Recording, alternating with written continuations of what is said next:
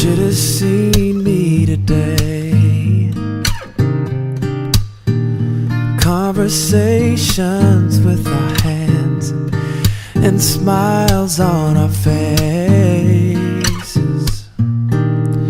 Silly pictures, Kodak moments for when I needed the most. 'Cause once I fly away, I know my heart will stay right here, and I hope it never fades away. The sound of silence, the smile of a blind girl when she touches my hair, and realize that I had tears of joy rolling down my face. All I can sing is la la la. Ever since I got back from Uganda, I really learned to appreciate everything I have in my life and everybody I have.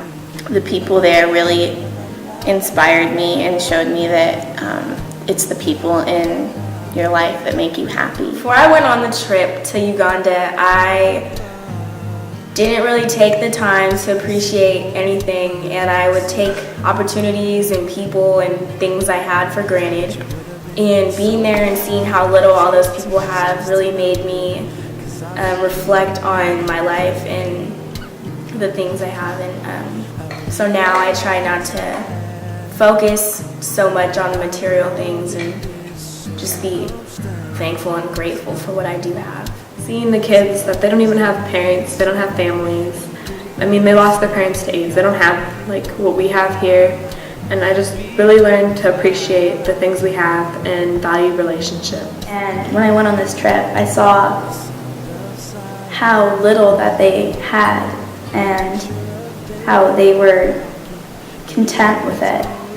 And I mean, even the basic necessities that we use every day, they saw as a rarity.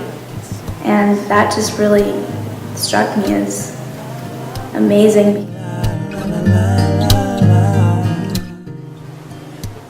How welcoming the people were and just how happy they were really surprised me.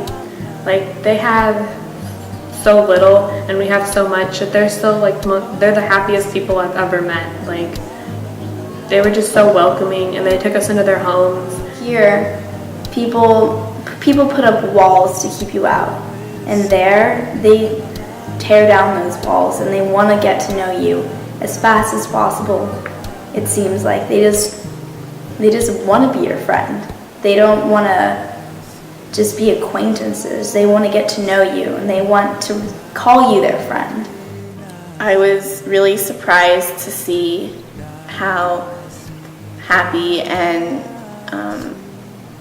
thankful all the people were in Uganda, even though they have so little and there's so much poverty. They were happier than most people I know here who have a lot more, and that really surprised me.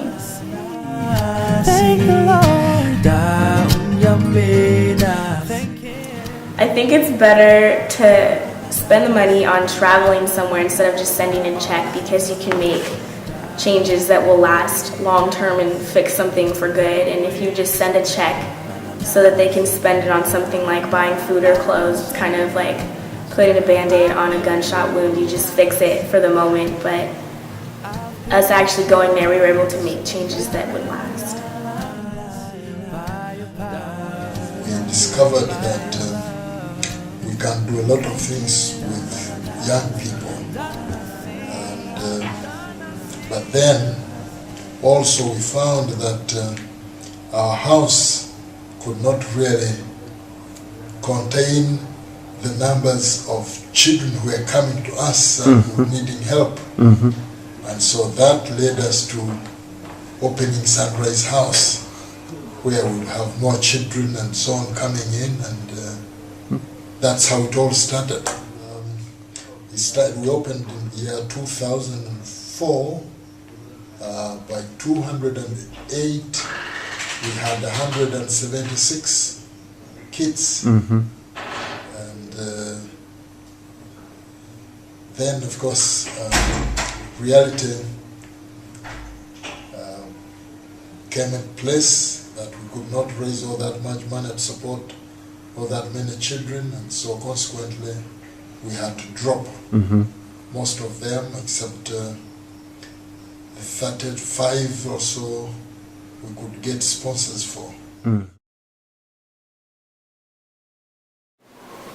People should give to the trip in 2010 because the work we started isn't done. Like, the kids still need so much more, and Sunrise House still needs so much more to become like self-sufficient.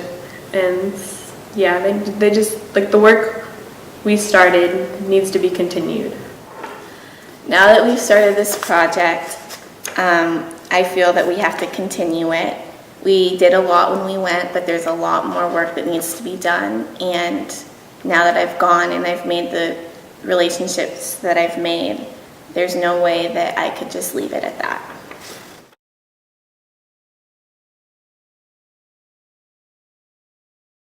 It's our responsibility to take care of our world.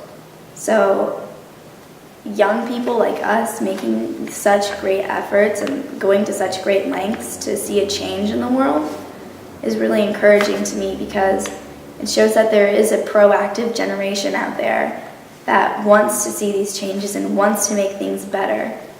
I think people should be hopeful about young teenagers and young people making efforts to help other people and reach out, because we're the future, and it sends a powerful message to other kids that you can make a difference and you're not disabled because of your age.